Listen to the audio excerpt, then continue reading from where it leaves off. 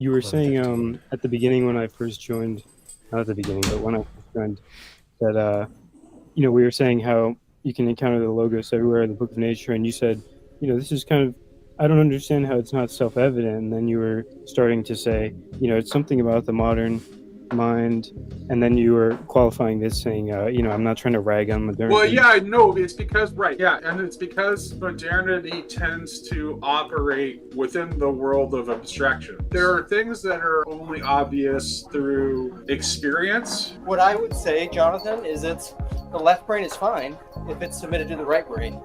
It's Romans 1. We're suppressing the truth and unrighteousness. Everybody knows the stuff I'm talking about. They just don't think they do. If I could maybe pose it in a way that I've been thinking about it recently, thinking about the scripture when God makes something and then he sees that it is good. And it was always interesting to me that it separated the making and the seeing. So there was some sort of touching on the way Karen has been, at the meaning code, has been approaching the idea of measurement. There was some sort of measurement that went on after the making. And so it was this idea of the logos and everything, and God looking at the thing that he created and seeing that it was good. What is it that is happening that, where he is seeing that thing is good? Is it to the extent that the logos is reflected, his logos is reflected back to him in the creation that he has just made?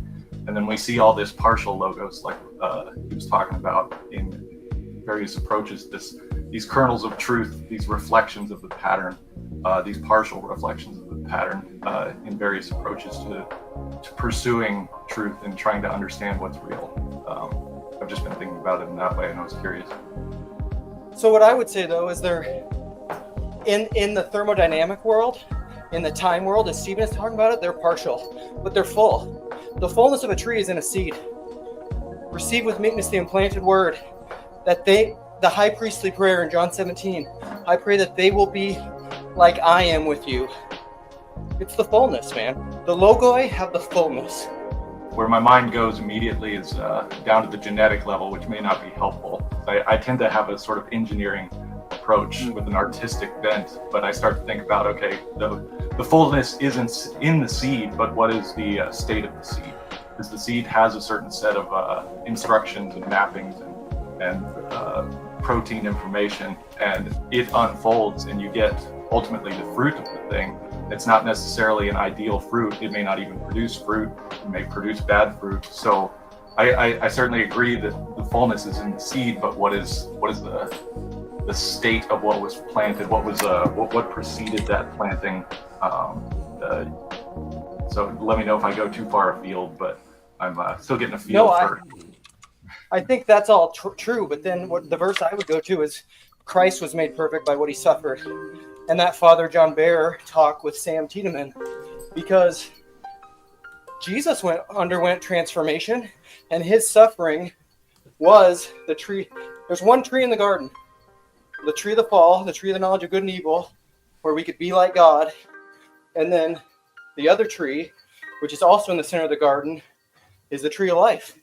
And you become a man when you die, when you're fully dead. Lilith.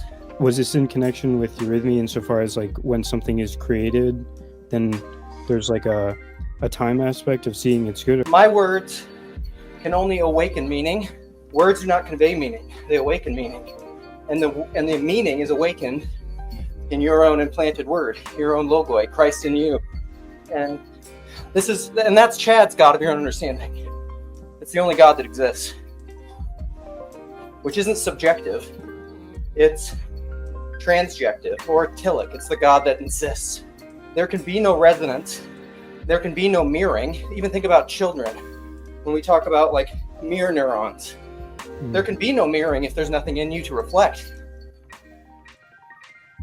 Then it's just black. There's no mirror. And so that what mirrors in you is the image of God. That is the implanted word, which can't ultimately be extinguished, which is probably why I'm a universalist. It's who you most deeply are. There's an interesting thing about the seeing that it's good. Yeah, well, I'm gonna bring up Jason Schweizer and say some very controversial things. But Jason has said a number of times that he's kind of comfortable in saying Jesus sinned.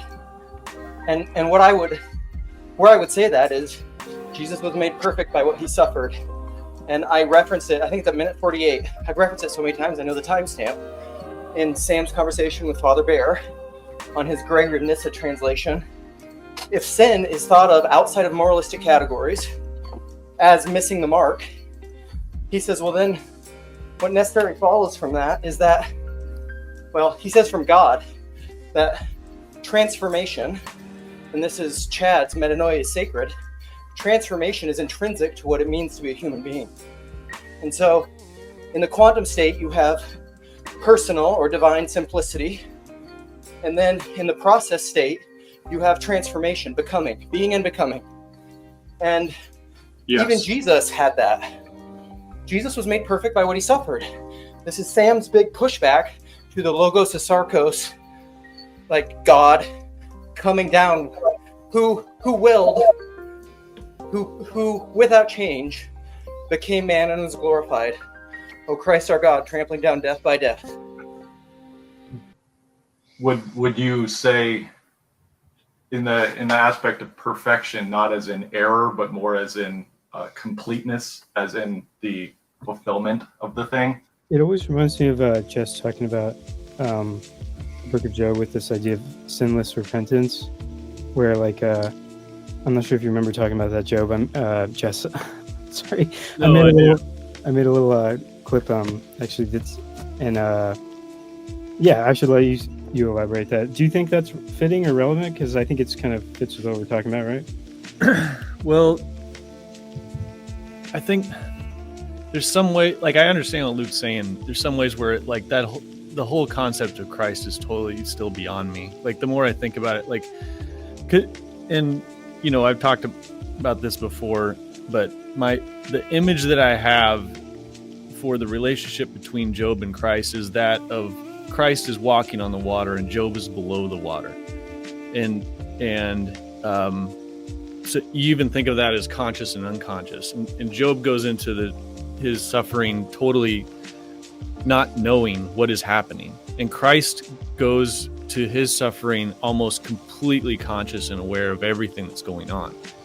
And other than that, there's a lot of similarities between Job and Christ. That, you know, Job is the righteous man chosen to suffer. He helps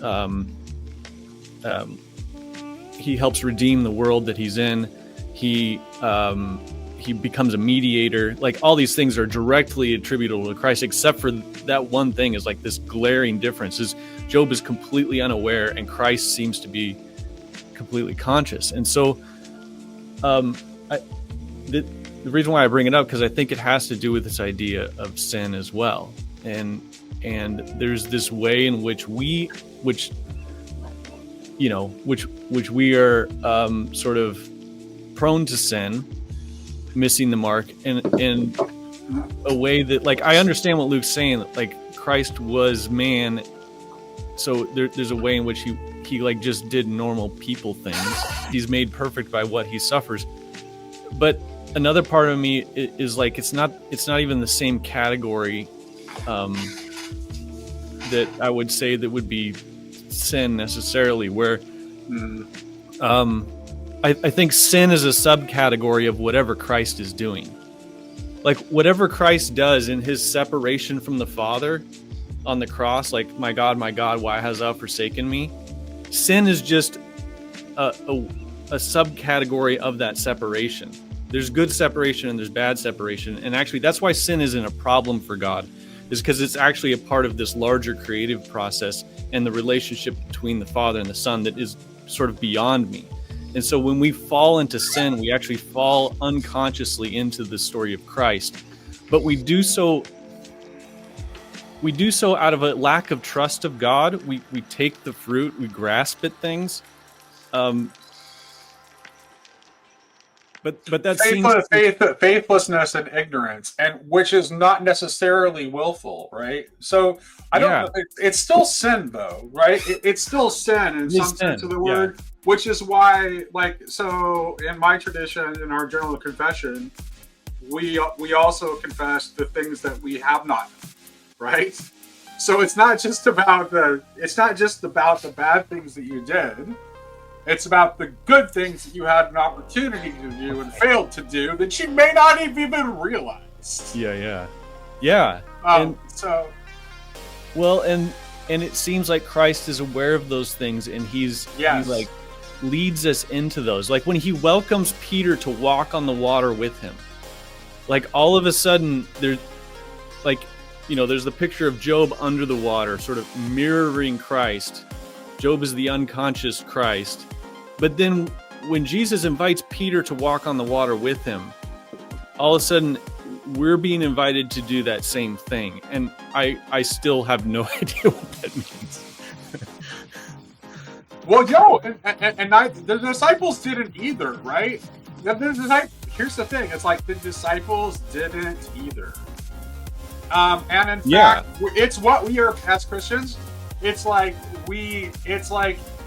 is something that we can see that is not within our powers of articulation yet. I'm not sure that it will ever be within our powers of articulation, because what it's pointing to may just be beyond what we can put into words. Well, right? Part of it is like something like God's calling us to, this sounds so hippy-dippy, he's calling us to higher consciousness. No, but that's what it is.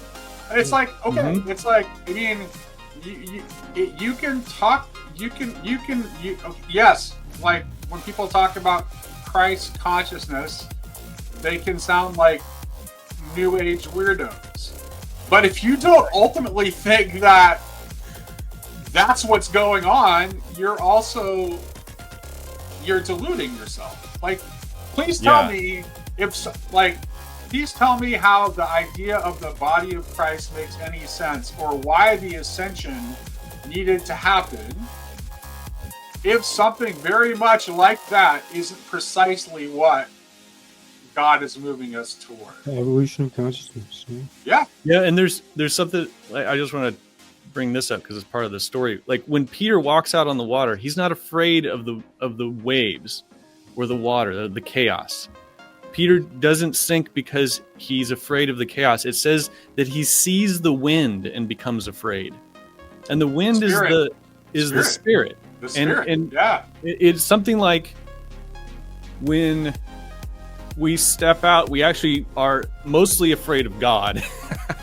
And it's our right. Yeah, right. And here's the thing. That's why we need to get beyond like this is why it's the whole idea of that, like, believe the right thing and then you punch your ticket to heaven and you're all good. That's why that is such a destructive theology.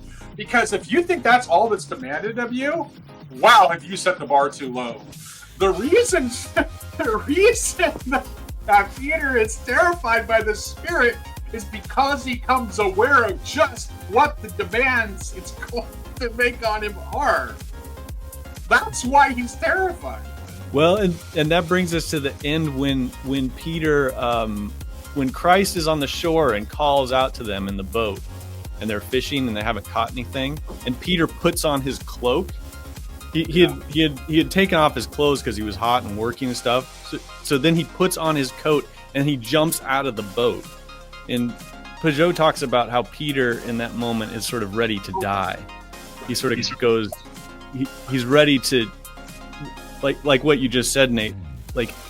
Peter has a realization of what that means for him and what it calls him to. And when he puts on his coat and he jumps out of the boat, he's ready. That's his response to the call. He willingly does it, and then miraculously. And it's on that same boat where Jesus is saddened by the fact that the disciples did not yet understand about the loaves and the fishes. In other words, they were not yet ready to accept the fullness of the divine plenitude that was being offered to them and the terrible weight of responsibility that comes with that. Yeah. They still wanted God to do it all for them. Yeah. It's very interesting. It's why the techno-humanists are wrong. It's the seed. It has to go on the ground and die. You aren't a human unless you die. Behold the human being crucified. Yeah, and there's something strange about the Christian idea of like you have to lose the body in order to get the body back. Like you have to give it up in order to receive it again, or something like that. Well, because it's the difference between the given and the gift. Like it's like that's why. It's bound up in our language, the idea of being embodied, and that going back to the idea of seeing what was good. Like seeing what was good, you have this set of senses that is very tied up in not only your physical sense, but your spiritual sense of being able to see what's good and what's good, and your alignment with the Logos, with Christ. The closer you are to that, the more complete your ability to perceive rightly. So going back to the idea of a well-tuned set of measurement tools, in referencing Karen's talks once again, as you move to that center, as you align yourself, if you think of, I think Chambers says that sin is not wrongdoing, but wrong being. It's a misalignment. So as you are more and more aligned with that, you become more and more able to make a measurement, to put it simply. This is it right here. Discernment is a higher state than mere knowledge. Yeah? Mm-hmm. There's some things you can only learn through experience. That's actually more Irenaeus now. Sweetness. You can only learn that by experience, sweetness and bitterness, by tasting honey or by tasting whatever. You have to learn by experience. Well, the thing we fundamentally have to learn is that we don't have life from ourselves. Yeah? And we can speak about that till we're blue in the face, but we all are going to live as if we do have life from ourselves because we're living. Even if I live in such a way that I don't have, that manifests I don't have life for myself, it's still me who's doing it. So the experience of death becomes pedagogic. Yeah, that's when we finally learn that we don't have life from ourselves, and that's when we're now able to receive it fully. Mm-hmm. So death now becomes birth into life and all the other kind of things one can say. And I think Sure. Gregory talks about the knowledge of good and evil, and he's trying to figure out what the knowledge of good and evil was. And he talks about how evil often has to use some amount of goodness as almost like bait, right? To hide itself. And so how does Gregory understand what the tree of knowledge and good and evil is? So he's playing on the words there are two things that are going on. He's playing on the words in Genesis because it says the fruit seemed good to the woman. Mm-hmm. Yeah, so visibly it appears good, but what's actually contained within it brings about death and destruction. But again, through death and destruction that we were just talking about, we finally learn, and so the conclusion of that whole narrative in Genesis is God saying, behold, man has become like one of us, knowing good and evil. Mm-hmm. Okay, that's part of his answer in all of that.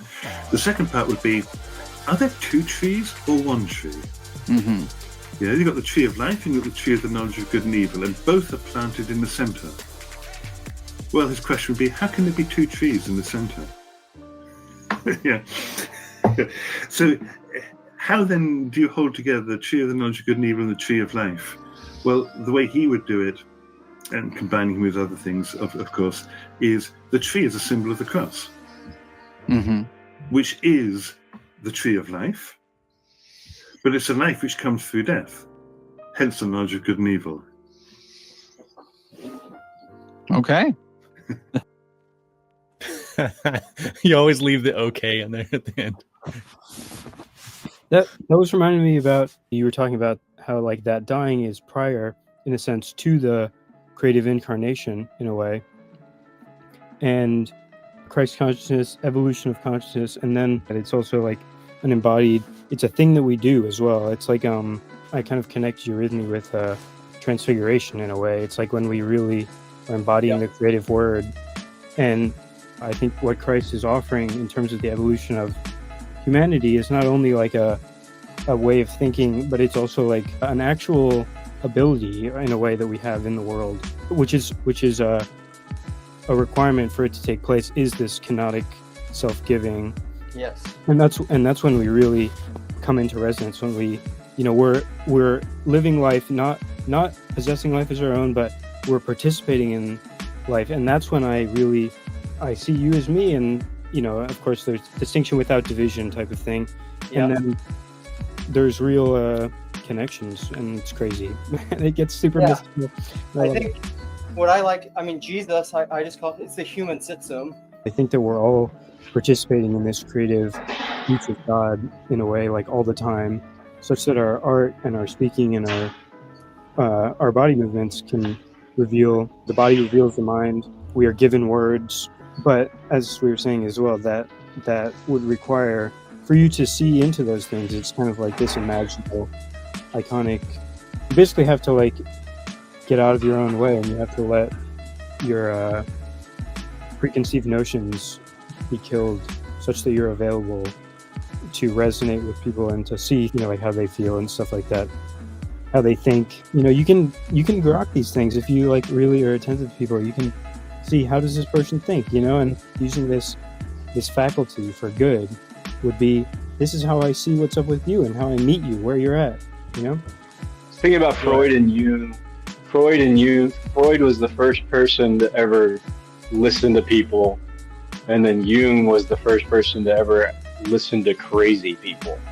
Yeah. That's a huge thing for him, and a lot of people brush over this, that Jung was a big part of Jung's therapy was the encounter, with the people, and he would listen to these schizophrenics. Yeah, for hours, and he would go to Freud and say, you have to listen, there's patterns, and Freud would say, nah, these people are crazy, how can you put yourself through this, and that's a very interesting thing about Jung, is that he would really sit with people. Thanks for being my Jungs, guys. I see these patterns in this Luke guy. He's nuts. All right, we're coming up on closing time, guys. Last call. Semisonic. Thanks for doing it. Super Any cool to see final you doing thoughts? this.